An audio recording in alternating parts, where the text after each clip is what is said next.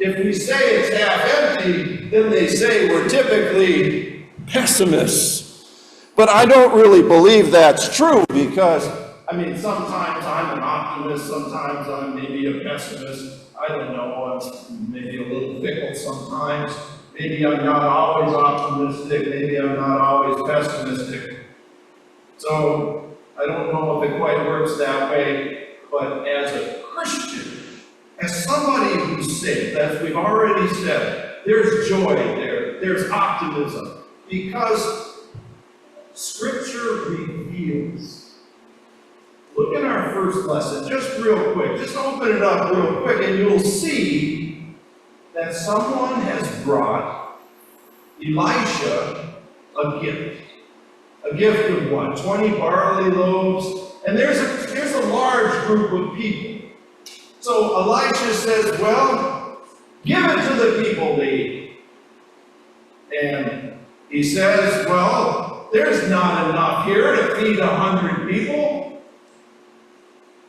Elisha believes that God is a God of abundance, that God is a God of great optimism. God has shown us such glory, such wonder, such beauty, that there's optimism, joy in our lives, that God is a God of abundance. So Elisha says, give it to the people, believing that there is going to be enough, and everyone will get their fill. And what happens in the story? In 2 Kings, Elisha proved correct.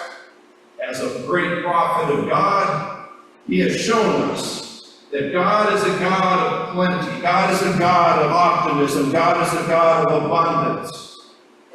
So that's our first reading. Take it to heart. Now Jesus comes. Jesus comes among us. Jesus is God in the flesh. Jesus is showing us exactly who God the Father is. And if God the Father were with us right now, and we want to know what God the Father is like, all we have to do is turn to Jesus and watch him, because that's now God in human form. You want to get to know God? We look at Jesus, and what is Jesus showing us in today's gospel lesson? He is showing us that God is a God of abundance. I'm particularly moved by the fact that Jesus was sort of teasing Philip a little bit. Maybe teasing is not the word. We might use the word testing. What's Philip going to say? Jesus may be thinking, let's see if Philip is going to respond with abundance, with optimism, or is Philip going to respond with pessimism? Maybe Philip is just going to rely upon, we have this much food, or we don't have this much food, or we could go into town and buy this much food, but we wouldn't have enough money to do it. Oh, woe is us, we don't have enough money to feed this whole group. And then Andrew speaks up, Simon Peter's brother. He says, well, our optimism is growing here. Andrew says, well, there's a kid over here who brought his lunch. He's got a couple of loaves and a couple of fish, but how is that enough to feed this great crowd coming upon us? There's grass there, plenty of room to sit down for a picnic, and Jesus says, have them sit down. And Jesus takes that little boy's lunch and he feeds a multitude. Jesus is showing us that God is a God of abundance. God is a God who has plenty. There is more. See, it even says it in the reading today.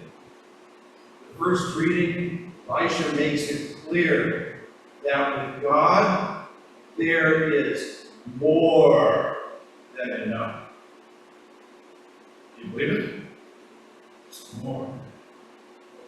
We say, well, how does that work here? How do we apply that to our lives? Well, the thing is, we've seen this work just days ago. Within the last 3 weeks, it's time to fix the wall. Woe is me, there's just not enough money to fix the wall. How on earth are we going to do that? We got a wall up there we had to take down, and it left a scar. But they say it's going to take about $25,000 to fix. How are we going to do that? Woe is us. We don't have enough bread to feed the whole crowd. But with Christ, we can say there's more. So instead of saying, woe is us, we simply say to God's people, it's time to fix more. What do you say? And what should you know? Within a matter of a relative short time, a couple of weeks, maybe 3 weeks at the most, we got the money. It's time to start. Where did the money come from? You provided it by God's grace and mercy. There was enough, more than enough, to fix that wall. It's going to happen. Because somehow, some way, Jesus made it happen. Moving, stirring, that God of abundance in each and every one of us, holding on to that faith, it's happening.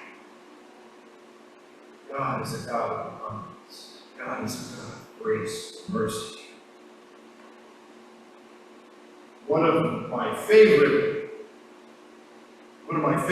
Bible stories comes from John's Gospel, just like today's Gospel. We want to see how this works.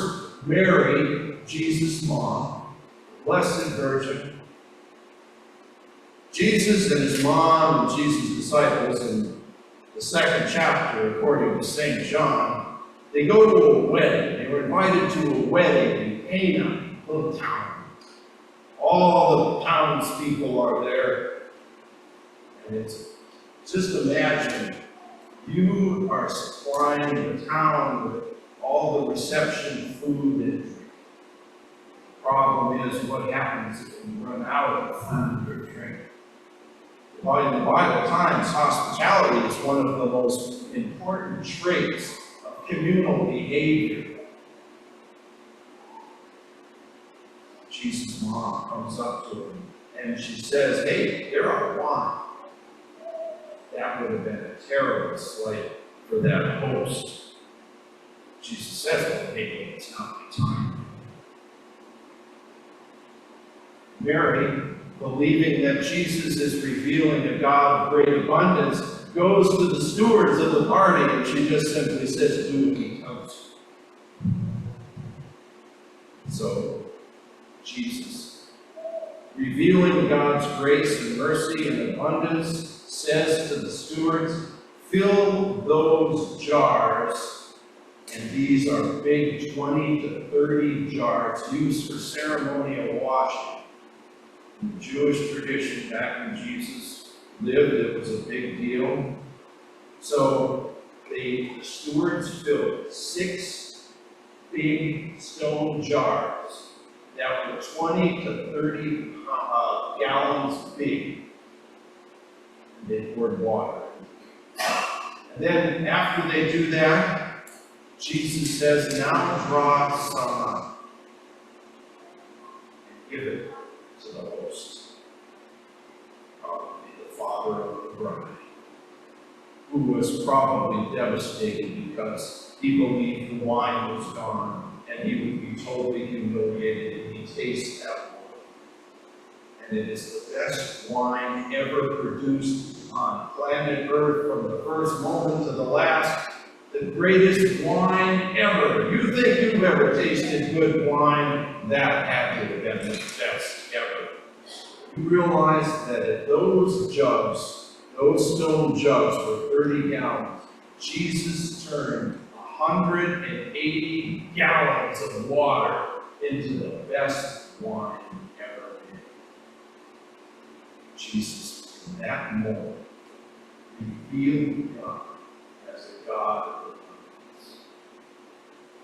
What we say to ourselves, well, wait a minute, we just don't have enough. I don't have money. We say, I can barely afford to put food on the table.